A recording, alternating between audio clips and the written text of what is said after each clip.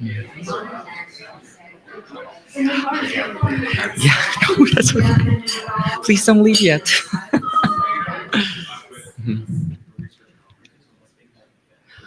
All right. Hi, sorry to interrupt. So, it's okay. This is the last session. So this is the session that, between the morning session and your lunch. So I'm going to make sure it go by quickly. I would say, I could skip half of my presentation because, the other two presenter, they're doing a wonderful job, trying to tell you guys what is it, in terms of a typical aHUS and how it's happened, how to treat them. So basically, I think we should have a quiz instead of a talk. And actually, I'm joking. I didn't prepare the quiz. All right, so this is my objective. As you can see, half of it is already covered by the other two presenters, but I'm going to touch briefly about it, just in case, you don't remember, which is basically what happened all the time in med school. You have to hear that multiple times. So what is a typical aHUS and CM-TMA? I think first of all, we should start off with like what does aHUS or aHUS stand for? It's a typical hemolytic uremic syndrome. And why is this name come from, right? Hemolytic uremic syndrome. So it's actually coming from on the early days when these patients present, they have the two systems that get affected. One is the blood system and the other one is the kidney. And the uremic syndrome is where, when you get kidney injury and when you have the toxin built up, and then that's why it's called uremic syndrome. And Dr. Mejan already mentioned that the reason we call a typical aHUS because we have classical aHUS, which basically caused by certain type of bacteria that produce the toxin that is actually toxic to the endothelial. And what is endothelial? I know I talk a lot about weird language all the time. Endothelial is the cell that is lining in everyone's blood vessel. It's supposed to be healthy, but if it's got injured or it's inflamed, it can cause you TMA. Okay. So what is the CM-TMA? This is sort of like the new term that we're trying to use instead of a typical aHUS. A typical aHUS has been the term that is very, very broad. And as Dr. Catalan mentioned that there are several causes of a typical aHUS. But nowadays, we know that most of the cases are caused by complement abnormalities. And then we try to use CM-TMA when we talk about typical aHUS in a traditional sense. But as you know, that some people may still say typical aHUS in people who have TMA in pregnancy, in the TMA from drug, and etc. But now today we're trying to focusing on using the CM-TMA instead. Okay. And this is the slide that you probably see multiple times. The normal red blood cell that look like donuts. Everyone has that. But when you have a TMA, it doesn't look like donuts anymore. It looks like parasite. but it's actually your red blood cell that is, trying to squeeze, to a small confined space, right? Because your blood vessel is supposed to be very good, have a good flow, good pipe. But if it's inflamed, then the red blood cell has to go really hard to get through that, and then that causes they're being like that, ugly. Okay, so not only that we can diagnose TMA by the blood test, we can diagnose the TMA by the tissue. And this is important because, back then, some people wouldn't believe that you have TMA, but your hemoglobin is normal, your platelet is normal, and you don't have any markers of, like the blood being, burst inside your blood vessel. But now today, we can see an evidence of TMA inside of the tissue by doing a biopsy.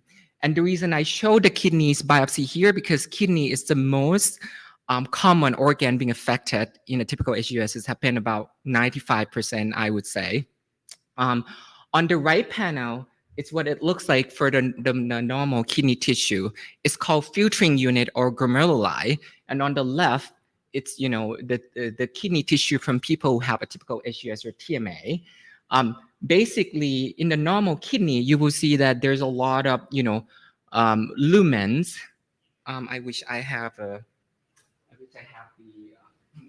pointer, but you see here, right? This is the lumen of the blood vessels.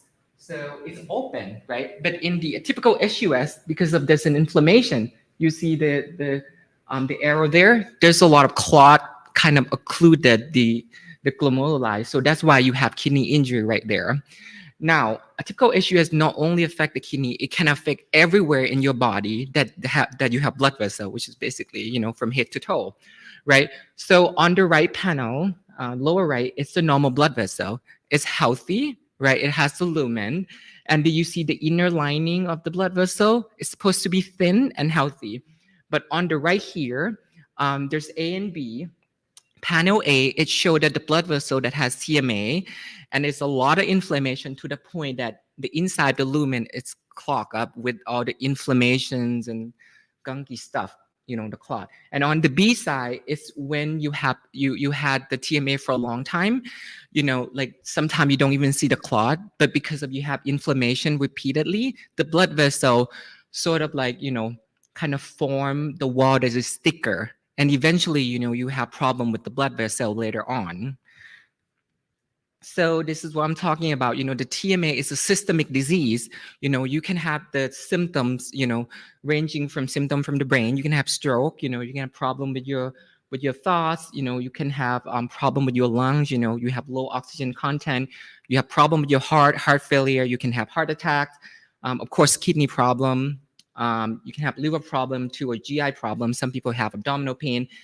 And in some patients, not many patients, they can develop skin rashes too, which is caused by the clot that happen in the skin. This one, everyone has, been talking about it. This is the disease of the complement system.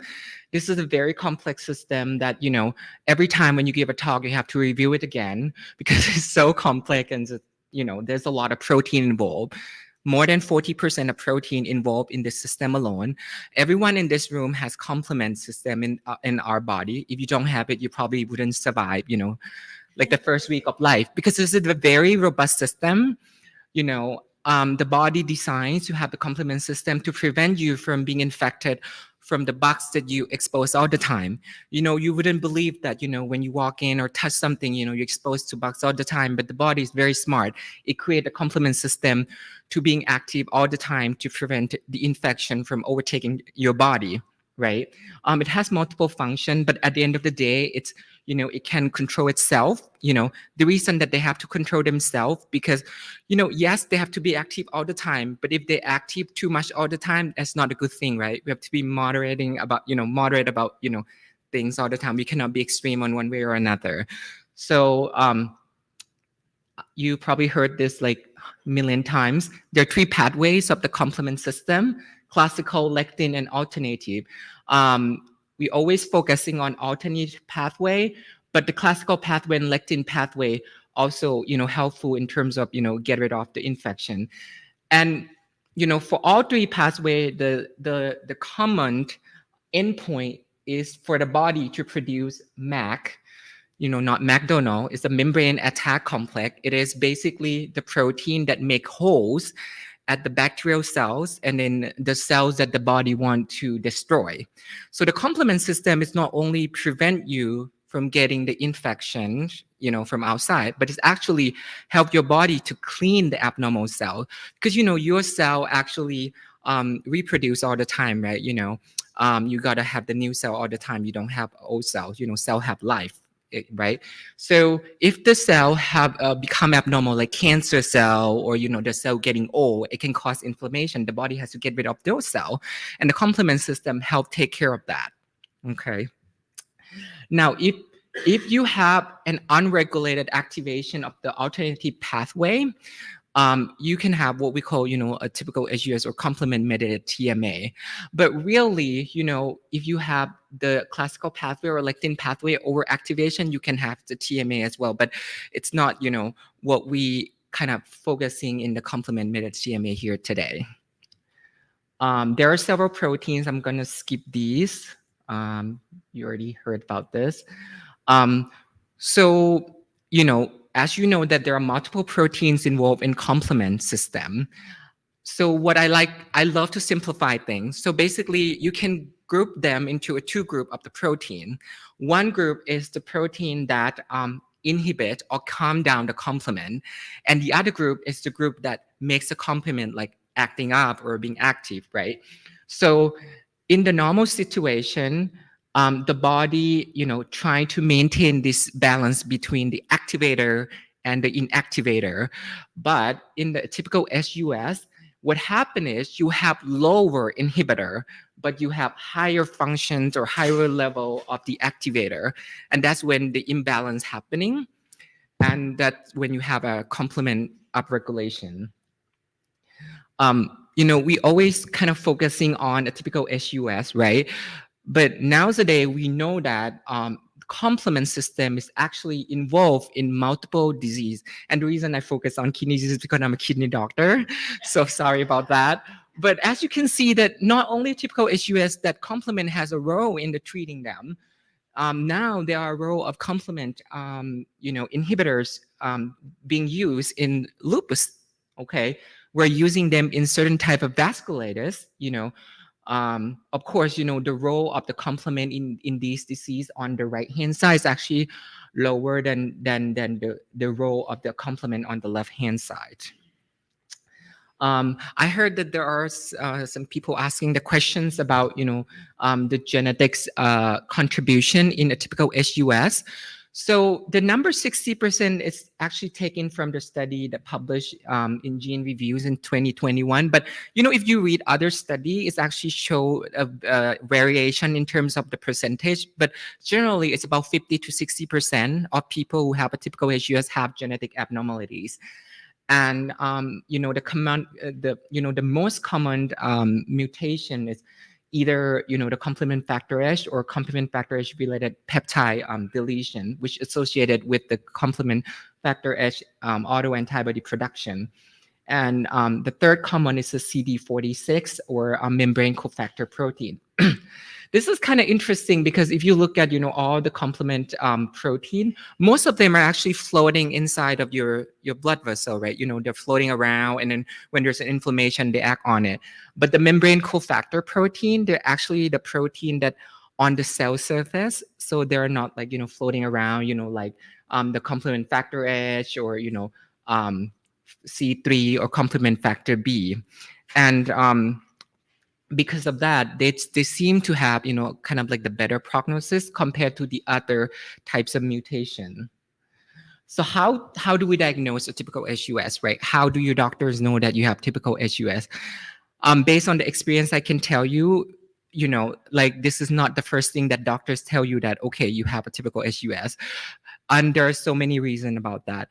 If you remember the first slide, a typical aHUS is a disease of blood vessel, right? So you can present it with so many things, right? You can come in with like, oh, I'm so tired, like I have rashes, I don't pee, or like my urine is foamy, and I don't know why my blood pressure is higher. Like it's a great imitators. And sometimes, we don't always think about the rare disease, right? For the first time when we see the patient, we always think about common diseases first.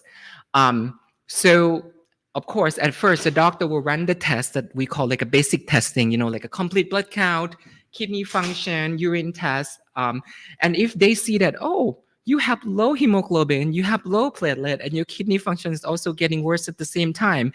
And now, we call index of suspicion is actually getting higher. And then your doctor will think about, something along the line of TMA. The first thing they're going to do is going to check ADAMTS13, because if you have a TTP, then you have a specific treatment for that. And you have negative ADAMTS13, then you got to think hard about the TMA or typical aHUS. And then you're going to think about advanced testing to confirm diagnosis. Sometimes you need a tissue like biopsy, like kidney biopsy, skin or liver biopsy, and of course we check complement functional panel, and then we check genetic renal panel. So for complement functional panel, so what is the role of complement functional panel? Oops. So in a typical aHUS, what you would see is that your complement will be activated. So when you check the complement function, when we draw blood and check the function should be low. That means that the complement protein has been used inside of your body. The other thing that the information can tell is that what component of complement pathway that is being affected, right? Because there are 40 proteins in that, and then we need to know like what exactly happened at what point of the complement pathway. This is an example of the complement functional panel of my patients who happen to have factor H autoantibodies positive. Now we're going to talk briefly about genetic complement testing. So who can order this? Usually, the doctors that see you. Now, a typical aHUS is kind of tricky because sometimes you see the hematologist first, sometimes you see nephrologist first. But both of us can order genetic testing. Sometimes, if your nephrologist or hematologist are not comfortable ordering that, they might refer you to see a medical geneticist, and they can talk to you and then, order the test. Now, one thing before you get the genetic testing, which I totally agree with Dr. Catalan, is that, you should know your expectation about the result, right? Because, sometimes the result, it's hard to interpret. And then I guess before you proceed with the testing, you should know, like, if the result showed us, like, what would expect, did the chain management, etc. So you should discuss pros and cons of testing, and discuss expectation and how to interpret. And we heard the term about variants of unknown significance. So what does that mean? It means that yes, you do have some genetics abnormality, you have some mutation, but we don't know, based on the current information that we have at hand, whether this mutation is causing disease or not. They're like in the middle. We say, yeah, you're kind of odd, but I don't know, you're oddly good or oddly bad, something like that. Yeah. So we need more information, in the future to kind of tell us what's going on. And the other thing too, the negative result sometimes doesn't mean that you don't have genetic contribution, because the same thing, like it's the information that we know at that time that this is negative. Maybe in the future, they might come back and tell you that, oh no, it's no longer negative anymore. Okay. Its benefit to the patient in terms of, it can give you the prognosis of the disease, and I will show some data about that.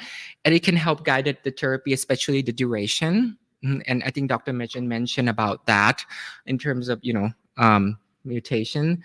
In terms of family member, the benefit, it's sort of like not as strong as for the patients. For the family member, you may say that, oh, okay, it's helped me with like the health planning, if I want to have a baby, but the thing is, the genetics component of a typical aHUS is not straightforward. I don't know, have you ever heard the term Mendelian? Mendel is a great scientist who sort of kind of discover the rule of genetics, right? You have the trait that we call autosomal dominant, and you have the trait that called autosomal recessive. Autosomal dominant means if you have one gene, just one copy, and then you have disease, regardless. And you have one, you don't have a disease. But for the recessive, you have to have two abnormal copy in order to have a disease.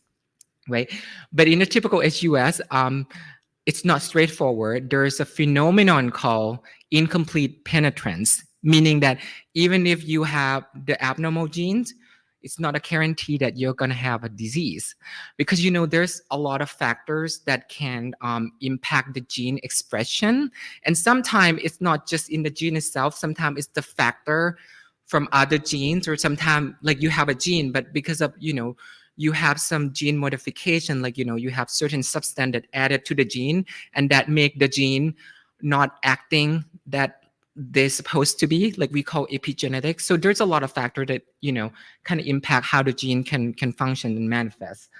But on the roughly number, it's about 30 to 50% of the people, when they have genetics mutation, that they're supposed to have a disease, that they actually got the disease, not 100% basically. For the family member, one thing that you have to think about is, it can impact your health insurance, the insurance options. For health insurance, it doesn't impact at all, because they wouldn't ask you, because there is an act called GINA Act, which is basically, prevent you from being discriminated based on the genetics information that you have. So your health insurance, it won't get affected. right? But it can affect your life insurance, your disability, and long-term care. I think Dr. Catalan already mentioned about that. The other point that I want to make to make the point is that, you know, if you know that you have a gene that could cause the disease, some people said, okay, I can be, vigilant about, like the situation, right? Like if I have infection, if I get vaccine, or if I get certain drugs, and if I have these symptoms, I may have to see doctor sooner. Um, and some people, they cannot take that. They say, okay, this is too stressful for me. I rather not know it, but just knowing that this is a symptom that I want, that I should go see the doctors, right? The other thing is we don't have the treatment that we can give you to, like, okay, you have a genetic abnormalities, and then you take this pill or you get this infusion, and we can prevent you from developing a typical aHUS. So it's something that you should discuss with your providers before getting genetic testing for that, so you know your expectation. Okay. The other thing is the cost. It's not a cheap test. Actually, it's not like a CBC, or a renal panel. There are several vendors that offer the testing nowadays. So I actually, show some of them. I think all of these are from the US. They have varies in terms of cost and then the number of genes that they're testing. I'm familiar with the University of Iowa one because, I'm from Minnesota. So it's just like neighboring states. So we just send it there. They test 13 genes, and then they also test the genes to see whether you have resistance to eculizumab or not. Mashion, actually, I think they test the most genes, and they have Cincinnati student also have as well. The turnaround time takes quite some time, usually about 4 to 6 weeks, and the cost is, if the insurance does not cover, it's quite expensive, basically. So it's usually start off at the $3,000. So, yeah, so something to think about is the cost issue as well. So now I'm going to talk briefly about treatment. So there are two types of the treatment for a typical aHUS. One we call specific treatment, meaning that you're treating at the root cause of the disease. And the other one is called non-specific treatment or symptomatic treatment, based on the symptom that you have. For specific treatment, traditionally we use plasmapheresis, plasma exchange, but now we kind of shifted, toward the complement blockade, as eculizumab, ravulizumab. The reason that I still put the plasmapheresis, plasma exchange, because, the US, we're lucky that, we have an access to complement blockade rather quickly. But, in other parts of the world, they don't. And, they actually have to rely on plasmapheresis, for their first line therapy, basically. In some situation, you have to use immunosuppression. For example, you have factor H antibodies. You know that this is an autoimmune process driven. Sometimes you have to give steroids. Sometimes you have to give rituximab, to suppress the immune system. And for this complement blockade, we're going to talk more in the later slide. For the non-specific treatment, if you have low blood cell, they can give you, blood or platelet. And if your blood pressure is high, we can give you blood pressure management. One thing that I always kind of focusing, because I'm a kidney doctor also, is the blood pressure. I don't know if you realize that because of TMA, or a typical aHUS is the disease of the blood vessel, many people come in with high blood pressure. It's usually one of the first symptoms that you can tell that, okay, the TMA start to come back. And, the blood pressure is also like a vicious cycle, because if you have uncontrolled blood pressure, it can also worsen the endothelial as well. So it's like, it's the first symptom that you may have, and if you don't control it, it can perpetuate or make things worse. So it's something that I always kind of focus and make sure they're under control. This is the landmark study of the eculizumab that was published in the Dream Journal of Doctor, the New England Journal of Medicine. Like, everyone wanted to publish there. I think it was 11 years ago. They showed that eculizumab has improved outcome in people who fail plasma exchange, and improve the outcome in people who stable on plasma therapy. And that is, like the important study. This is the first one that published. This is the subsequent study that they're looking at the long-term outcome. I think this one is from France. They have 93 patients, and this study also trying to look at, like how many people got eculizumab discontinue and how many of them got restarted. In this study, about almost 50% of patients have eculizumab discontinue. And what they found was that the group that got discontinued, about 50% actually got restarted again. So like if you get discontinued, about half of it, you're gonna get started back again. But they also this is I think the first study that they found that if you have a gene mutation, it's like increased risk of you having to restart the eculizumab again. Yeah. This is a study of ravulizumab. So I don't want to tell you the secrets, but eculizumab and ravulizumab it's not identical. They have 2 amino acid difference, and even that it makes the half-life much longer. Okay, so eculizumab, the half-life is more like 2 weeks, but ravulizumab is 8 weeks. Okay, so I think it's better for all of you that who's on eculizumab before, right? You go to hospital or infusion center for every 2 weeks compared to every 8 weeks. Mm. Okay. Okay.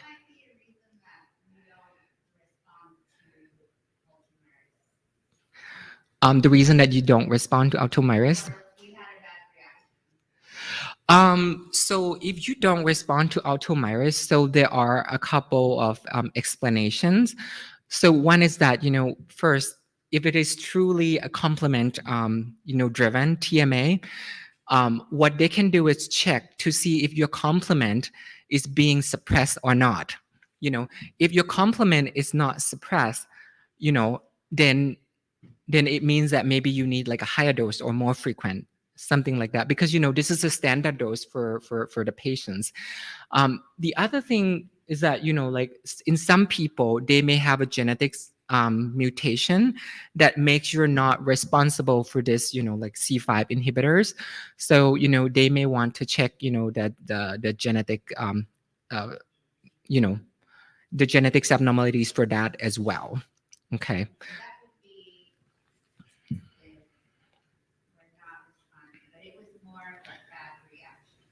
Oh, so for the bad reactions, so when you give people like the monoclonal antibodies, you can have what we call an infusion reactions, and sometimes it doesn't mean that you have an allergic reaction to it. It's just that the substance that is part of the production of these antibodies, it just make your body kind of reaction a little bit. Sometimes what they can do is they can give you the pre-meds, to ensure that you don't have those reactions. And usually these reactions with time, you actually will feel better, because your body adjusts to it. I don't have any patients that have bad reaction to the point that I can't continue ravulizumab, but I'm curious to know if any one of our panelists have any experience. Do you have any experience? Mm-hmm. Mm-hmm.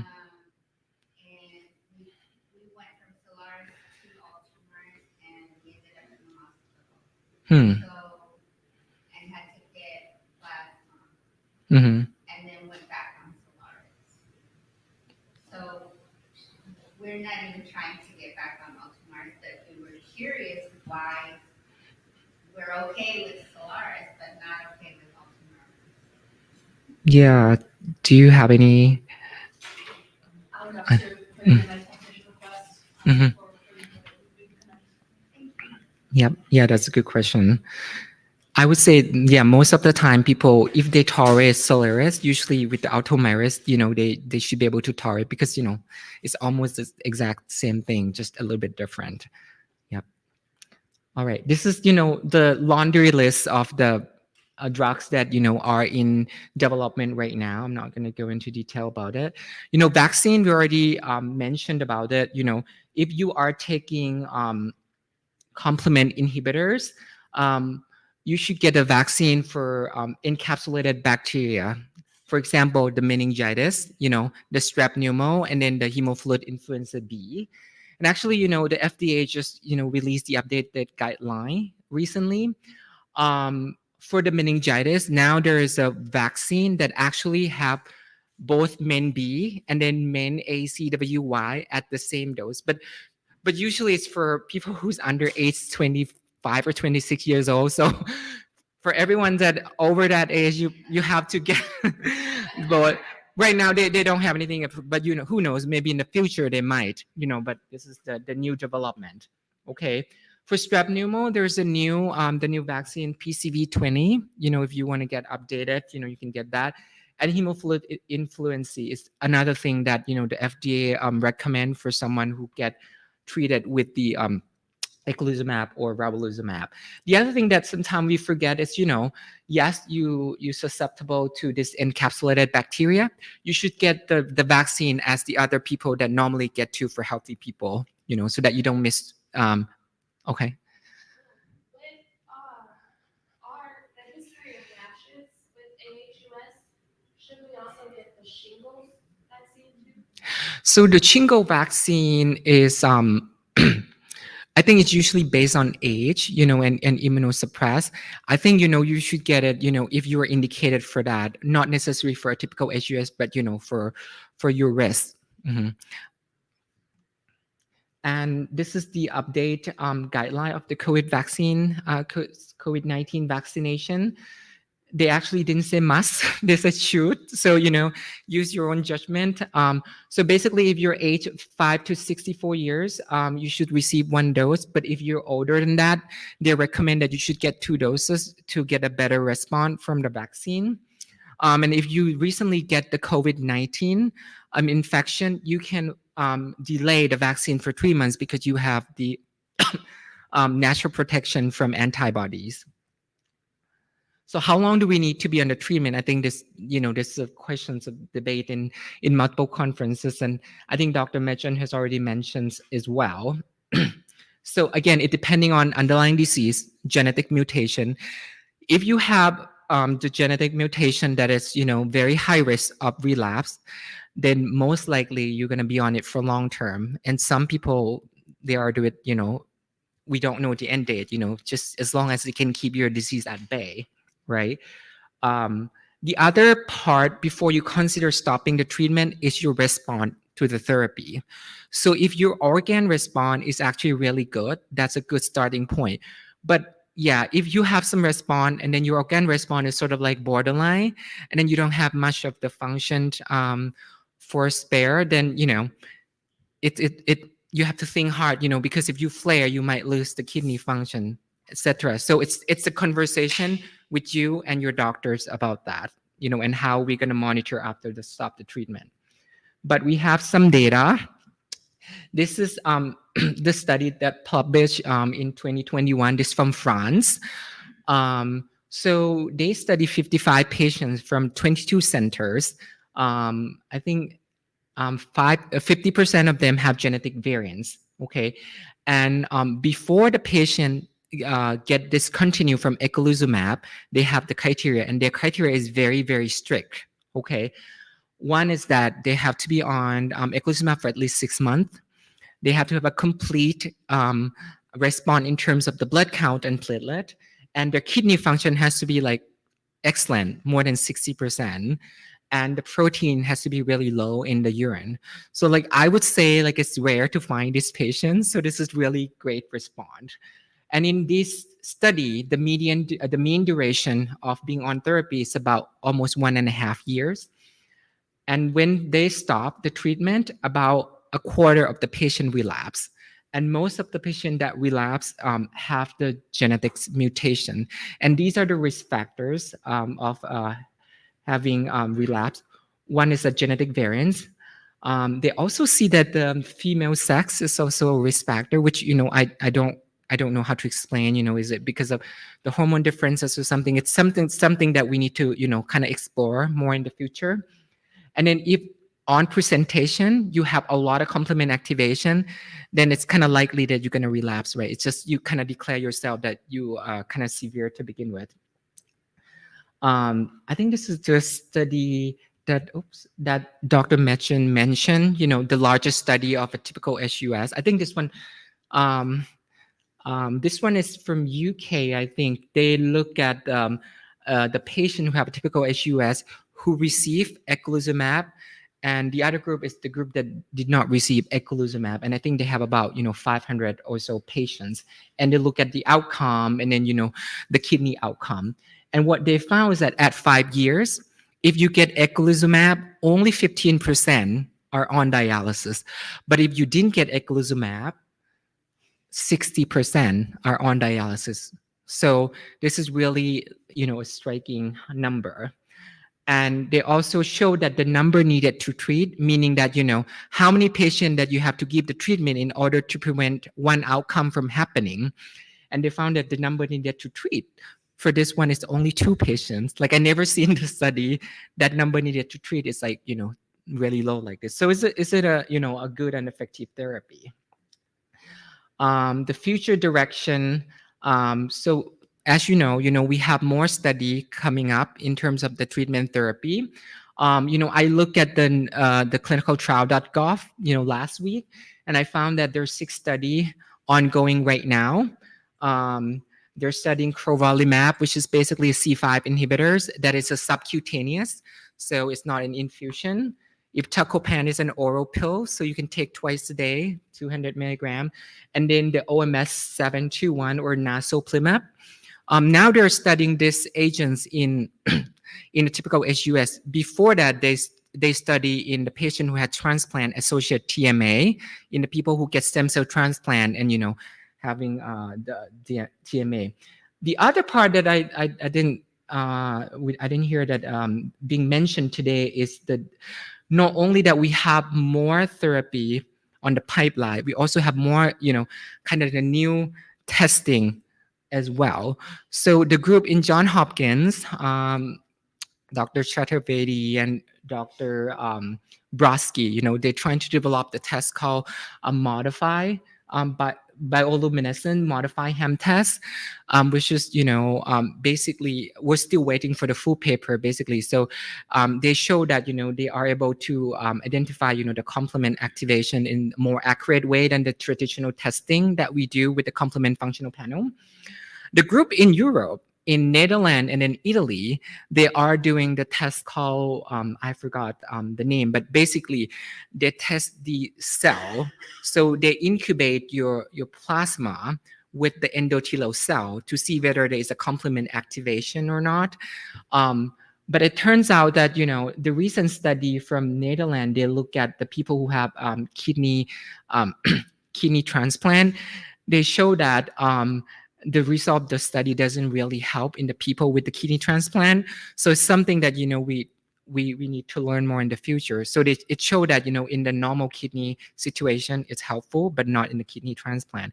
So it's something that we're probably going to know more in the next, 5 to 10 years about the testing. Oh, the testing? Yeah, so there are 2 testing that they're developing right now. The one in the Johns Hopkins is called the bioluminescent modify HEM test. So basically, do you have any questions? Okay. Oh no, so that one behind you. I'm sorry.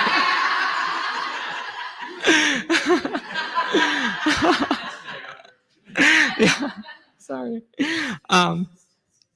What?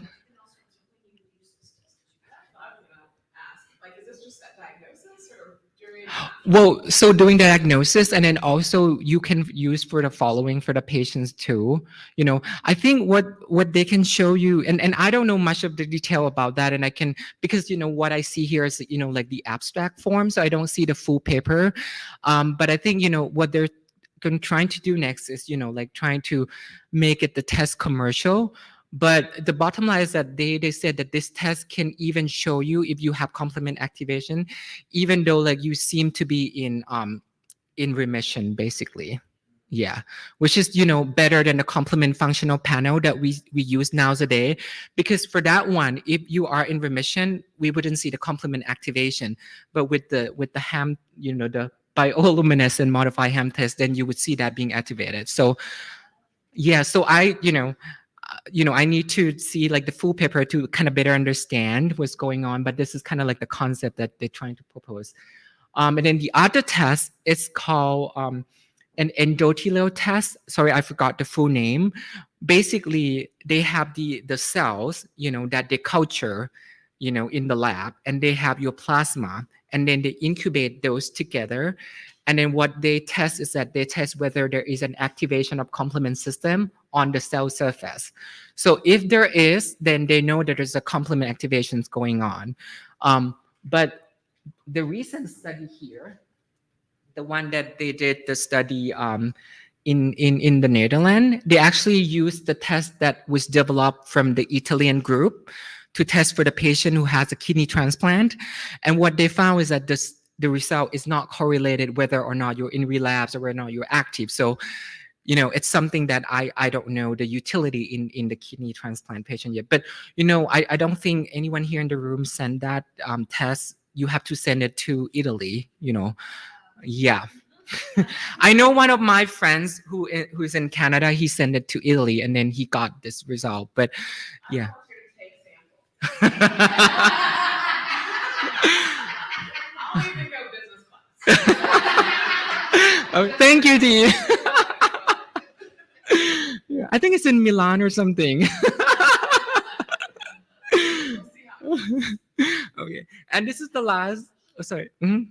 How far along they are with those studies? For this one, for the things, I think they are still recruiting right now. The one in the Netherlands and the Italy, they're still recruiting, and I think the one in John Hopkins, I think I heard it yesterday. They're gonna try to do more of the study for that. If we get grant, right?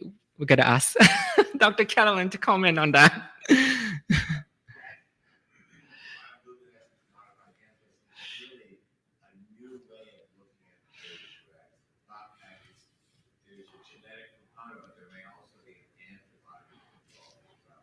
That's a really new idea. It's going to be published, I think, in the future by Dr. Ross. So stay tuned. There's more to come on that. It's a possible explanation of why someone without genetics may get extinct disease. Kind of fits with why maybe somebody could get this without genetics being slow versus relapse. So it may fill in some of the gaps that will be able. Thank you. And this is the last part I'm going to talk about. So, we kind of focusing on, like the meds and, the prognosis and things like that. So now I'm going to focusing on like, what's the impact on you, what the impact on your health, how you feel, and then, what's impact on your mind. So this is a recent study, from the group from Netherlands. They interview 6 patients who have a typical aHUS and 13 caregiver and family members, and ask them kind of open-ended questions like, how do you feel, like what's does it impact your quality of life, those kind of thing. So this is kind of like the narrative review that they found. So I'm just going to share with you. This is which I think this is sort of universal. I think probably everyone will share the same experience, right? So in terms of kids, they share that during the acute phase when they get diagnosed, they have to miss school and miss activities, and they're not happy about that. But and then later on, they said like these things, once it's get control, they can resume the activities quickly. But when they ask adult patient, they have sort of like a different perspective. They feel like they're more like having persistent fatigue. Actually, in their study, almost 80% reported that they have persistent fatigue. And they said that a typical aHUS actually impact their daily function. It restrict, their function. It also, inhibit the ability of them to fulfill the paid work, like your regular daytime job. They have to modify their behaviors. They cannot travel. They miss holidays, they miss time to spend with the families, right? But they also share that, yes, they realize that, they miss a lot of opportunity in their life. But at the same time, some of them has kind of shift their perspective and help in terms of volunteering work and, patient advocacy and things like that. And that's kind of like the thing that help them find another way of, find a meaningful in their life. So it's something that they find helpful to help them kind of keep going. Ethical aHUS can have, a lot of emotional impact. A lot of people feel like, they have a lot of fear and guilt. And it's not just like, just the patient, it's also, from from the caregiver standpoint too.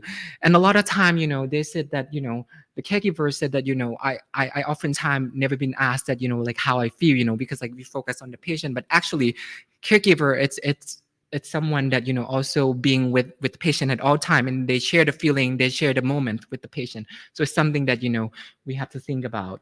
The caregiver, they have a fear of losing loved ones, and of course, this is kind of apparent. And the patient also worry that their loved ones worry about them. So it's not like a vicious cycle. It's like, there's a lot of emotions going on. And they share with the researcher that when they are in acute phase, they feel like they're on a survival mode, like everything is like on the fence at all time, and some of them feel burned out after the acute phase, because they have a lot of emotional investments and all that stuff. Some of them feel frustrated in terms of like, when they get diagnosis, it's such delay, and to the point that sometimes the disease has progressed. So they feel frustrated about that. There's some studies showing that, people can have PTSD and it may last up to 15 years after a typical aHUS. So this is really, important area that sometimes us doctor, didn't think about it. We always think about complement, your kidney function, your protein, your blood pressure, but it's also important things too. They also ask the patient, who get eculizumab discontinuation. They ask them, what do you feel about that? Of course, the first thing that they come up is that the fear of relapse, right? And there's a lot of potential triggers, that can make the relapse happen, like infection, illness, or medication.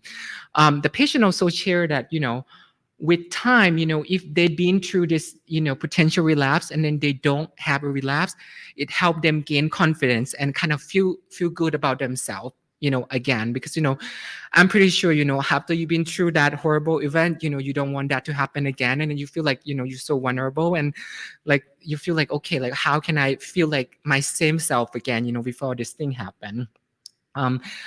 The patient also feel like, okay, if I have relapse, do I get the treatment on time? That's also another fear, right? And then they also share that, like, no one seemed to understand a typical aHUS. Everyone says things differently. Even though they look good, but I still have the disease, like I don't have rashes, I don't have anything, I'm not on treatment anymore, but I have a typical aHUS. I'm not like you, something like that. That's the feeling that they feel all the time. Some people share that, where to get the information, like, I need more information. And sometimes they feel like, there's not enough explanation from the care team.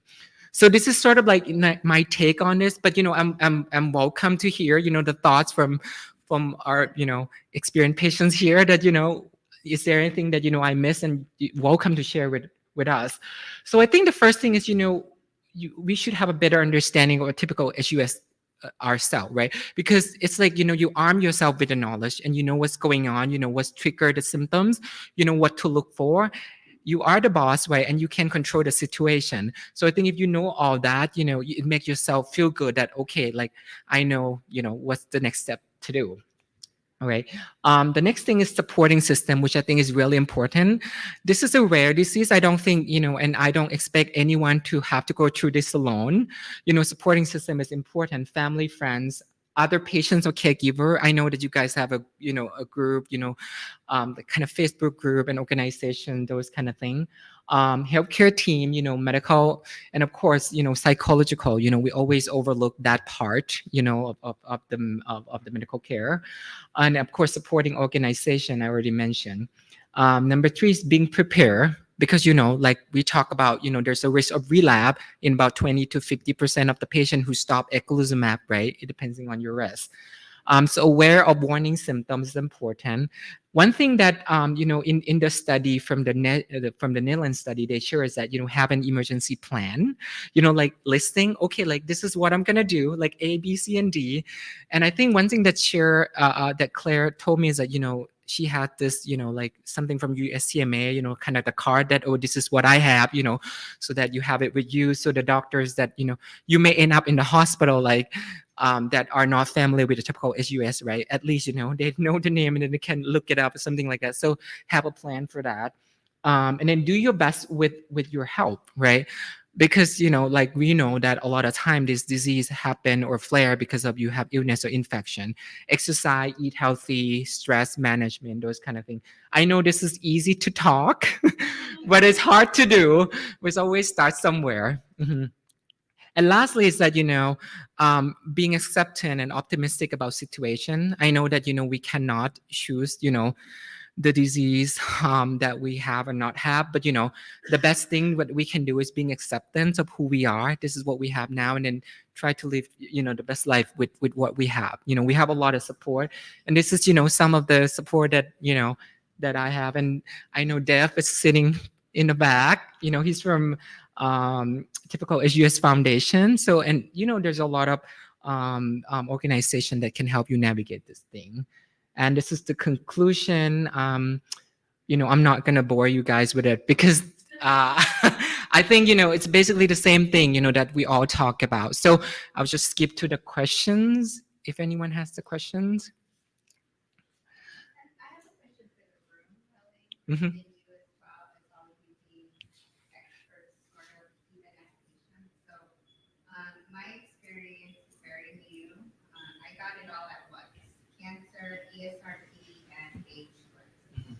So, I don't know what aHUS feels like. I don't know what to look for. I don't know if I'm in remission. I don't know if there's going to be a relapse, simply because I'm already in kidney failure. So that's my focus really when I go into the hospital, when I go see a specialist. I don't even mention aHUS most of the time because for me it's an unknown thing. I don't know what it is. I mean, I've got the education, but when I hear things like the rash, I've had rashes, but I thought it was because of cancer, Or Yeah. I thought it was because my phosphorus was high or something, because of the kidneys. So I don't know if there's a way to be like, oh, that's an aHUS symptom, or I don't know. I don't know what I'm asking. Your question is legit, and then I think, a lot of people in the room probably share with you because I think because a typical aHUS is just, like I told you, it's like a merit presentation, right? You can have from head to toe, basically. I think the first thing is, like you probably have to have a team that kind of, a good team that can kind of oversee you in terms of your typical aHUS. And if I may ask you, who's kind of managing your typical aHUS mainly? I think that's the issue right now is that there's several people. Mm-hmm. Because I'll ask one question and they're like, ask your nephrologist, and the nephrologist is ask your hematologist, and then that one's like, ask your oncologist. I'm like, damn it. I know we don't like to answer questions. So yeah, and this is part where like kind of get a better understanding of typical aHUS is more important, right? Because I know that it's hard. In the ideal situation, we would hope that we would have the team that kind of talk to each other and then have a good information and then tell you, but we cannot always get that at all time. So what can you do is to learn more about typical aHUS. I'm glad that you're here with us today, but I'm not glad that you have to be in this situation really. But I think what you have to do is just if you need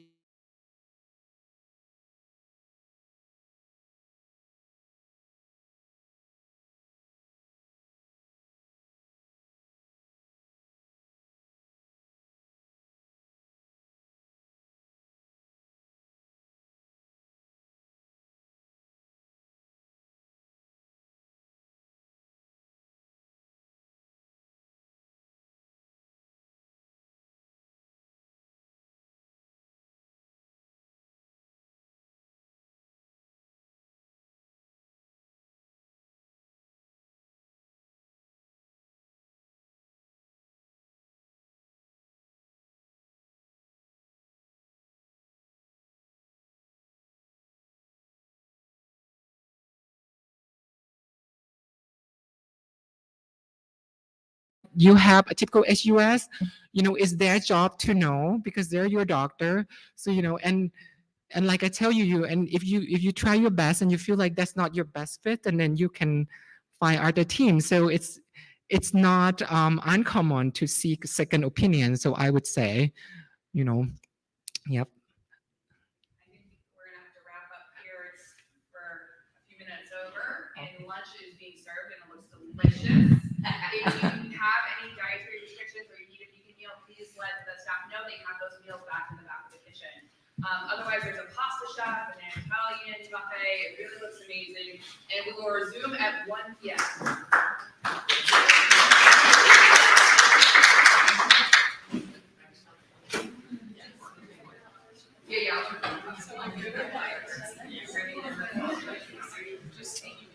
All right.